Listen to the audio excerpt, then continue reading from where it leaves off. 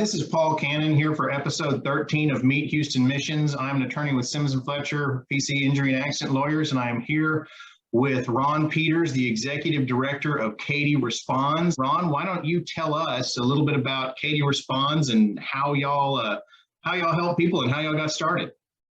Well, yeah, thank you, Paul, for having us. We really appreciate it. Katy Responds was actually formed post Harvey. We were designed to rebuild. The church community really came together immediately during and after Harvey to do the initial response to the floodwaters, mucking and gutting people's homes and whatnot. And it was fun in games back then. I mean, it was hard work, but the challenge was there were a lot of people that didn't have insurance.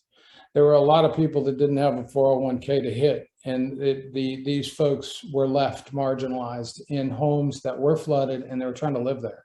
So several major churches in the Katy community, I know Kingsland was one, Fellowship, Grace, were probably the larger of the three that kind of sat in a room and said, hey, let's build a rebuild group. So we could start fundraising and getting money to try and help some of these families up out of the disaster. So we're basically a nonprofit disaster rebuild group, and that's pretty much our world. We've gotten into some of the mask stuff. We've done some food drives during the pandemic just to stay busy and to be in the community. But for the most part, our staff is, and we're aligned to serve those that are affected by disaster. So we've got a board over here that still has Harvey home, and so our job is to show up with God and reveal Him to them as we go about our business, finding money and then doing the repairs. So we have a staff, contractor base that we use. So we're a little construction company, little remodeler. And then, Harvey looked like it had a window that was going to close and we're going to get done. Of course, all the funding, any type of United Way or funding like that dried up in the last year and a half. I will take that back. Samaritan's Purse actually has been really, really, really aggressive in that world. So there's still some potential for Harvey victims to get some help where we could come do the rebuild. But for the most part, most of that funding is dried up. And of course, the winter storm hit. So when the winter storm hit, you got to do the emergency response, which was let's get people water. Let's make sure their heating systems are working and that they're okay. But the same thing, you have a massive amount of water damage. We have mold growth everywhere. And these folks, they don't have any place to go. They're living in it, Paul. So we turned around and started trying to find some funds to help us do rebuild from Uri. And and we were able to. United Way has been spectacular. The George Foundation, spectacular. Greater Houston Community Foundation, spectacular at supporting at least us and groups like us. And they do the big work of gathering the dollars, and then they have us go out and apply for them. And so we've been blessed with grants in Fort Bend County and Harris County. Able to do some work with Hope Disaster out of Cypress. They've been supporting us, and as SBP as well has gotten some funds. So my job right now actually is to go out and try and find funds. That's what I do. I don't like to do it. I'll be honest with you. It's not my favorite thing. But looking behind me, this wall is full, and there's more on the other side over there. That are all winter storm funded. And as you can see on there, there's several numbers, and the numbers represent what money we've raised for each of the homes. Some of them are done. Some of them we'll be able to do the work and not need any additional funds. But half of them are not even halfway there. So we have a lot of work to do. So it sounds like you guys raise funds on a kind of a per home basis and then use those funds to fix that particular home. Is that kind of how it works?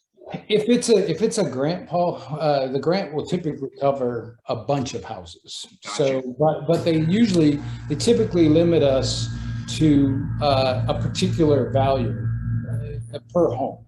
So, but we've got some homes. One that we're embarking on now. It's a 24-year-old kid during the last few years lost both mom and dad. Was trying to take care of his ex-Katy High School football player, Katy Tiger, they would want me to say. And Yuri came in, all he's got is his house. He's home from college. Now he's raising his little brother and a contractor, which we find a lot of this, and it's sad. But these cheap contractors come in and they just rob these people blind. And this poor fella got taken. The guy gutted his house, took anything of value, and absconded and left an unlivable home.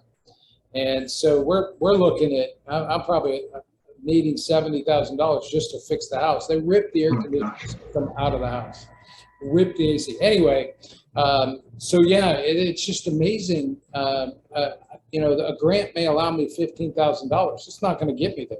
Right. There's no floors, there's no bathrooms, there's a kitchen, it's gutted. So I'll take that initial start that the United Way or Greater Houston Community Foundation has given us, and then we'll go out and reach out to people and we do fundraisers. I do a golf tournament now, and we do a Giving Tuesday event every year, and we're working on a third. And how many full-timers do you have there versus volunteers and all that? We have a gazillion volunteers. We have a lot of folks that have signed up. The church community out in the Katy area has been great. There are 4 full-time and 2 part-time. And the construction folks, they got to know what they're doing. So, it's sad, Paul, but we go through a lot of them, and not in a bad way, just that they learn a really good skill. And it would bless me tremendously if I knew that this could be a starting ground for somebody to come in, learn the construction rebuild trade, and then take it out and make $80,000 a year for a building. That would be incredible. And that's kind of my goal for those positions in the field. Like partnering maybe with trade schools or something like that, even as an apprenticeship type like position, yeah. Exactly. We have developed a project management training program, and so we've implemented the first 2 phases. We've got a 3rd phase to finish up, but it'll be more geared towards the disaster world. But there's a lot of us contractors that work in the disaster world, cotton, and there's several of them. So that would be, in a perfect world, that'd be where Katy Responds would go. We also do, Paul, and maybe you don't know this, but we also are part of the Texas Congregational Disaster Preparedness Group, so we do training to prepare churches and congregations to prepare for the hurricane that will come. So that in the day when a Harvey hits, we're not all over the place. That we actually have a formal process where each church has a particular area that they are supporting. And we're doing muck and gut training, we're doing roof tarping training, we're doing tree removal training. So we're working with other coalitions out of the Houston Responds group to do just that, to help churches become a better tool, not only for themselves, but their community. We call ourselves the second responders, because when the fire departments are gone, I don't know if you recall, but back in when the Watson grinding facility blew up over there off of Beltway and I-10, right, north of I-10. One of our coalition partners is in that neighborhood, and that was our first foray into using this congregational preparedness program. And they did the alert media and they sent it out, and we within 24 hours of being told that the fire department was done, we had got bitten to every home and assessed every home and knew what the needs were. It was so well organized and done. Trevor Barnett's the leader over there at the restoration team, just did a spectacular job. If somebody wants to get involved with Katy Responds, it sounds like y'all need tons and tons of volunteers all the time. How can people become a volunteer with that organization? It's pretty easy. KatyResponds.org. There's places all over the place. We're very, very vocal. Volunteer now. Yeah, just click on there. We don't care where you come from, but our service area is the Katy ISD map. Their footprint is pretty much where we serve. Now, we are doing some houses in Fort Bend because we were given some grant dollars to do that. Gotcha. For the most part, we're trying to stay in the Katy ISD area. So yeah, Katy, Richmond, Fulshire, that whole area is the area that we will put you to work in.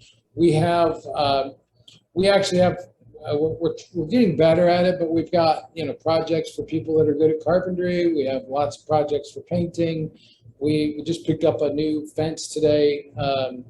So in this situation, a lot of organizations charge for volunteer teams to come out. What we'll typically do is companies will call us and say, hey, we want to do a employee day out, service day, and we'll find out how many people they've got. Typically, we'll put them to work on a fence or a landscaping project, and any of the costs associated with getting the material to do that fence, we'll offer that to the company to pick up. So we're not having to use Katy Responds dollars out of these homes to make that happen. So we'll give you the volunteer experience if you want. Then you have the opportunity also to go to work on these houses. So every so often we need a painter or we need a demo crew, and they're on the website. So you go on the website, you hit the calendar, and we'll show you exactly how many spots we need for today. We're moving a family out of a home. We needed 3 or 4 people to help us do that. So that is up on the website. So God bless that website. You get me to try and remember all that stuff, it wouldn't happen.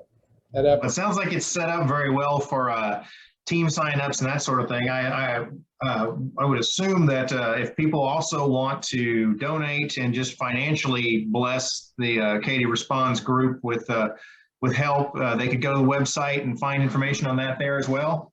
We do, yeah. It's very easy to do. I'd be thrilled to meet anybody who wants to financially support us. It's such a big deal to us. But yeah, you can donate online. You can call it in. You can write us a check. We just need it. That's all. It's for sure. We're 100% funded by our neighbors. So and if y'all don't do it, we're not going to be here to help the next guy. So fair enough. Okay, well, thank you so much for taking the time to tell us a little bit about Katy Responds. Is there anything that you're thinking of that I haven't asked you about? Really encouraging folks to go on our website and to get to know our families a little bit. You'll be surprised at who's in need out there. They're your next door neighbors, and they're hiding. You mentioned to me before we got started here that people can actually go on your Facebook page and kind of meet some of the families that you've helped, that some of them have allowed y'all to post pictures and of some of the, not only the work you've done, but of them and how you kind of bless their lives. And so I think that's important too, to get out there, that people can go and follow you on social media and really just kind of see the actual work that y'all are doing and how y'all are helping people. Yeah, we're real proud of it. And just let us know that you looked, because we don't know if you do.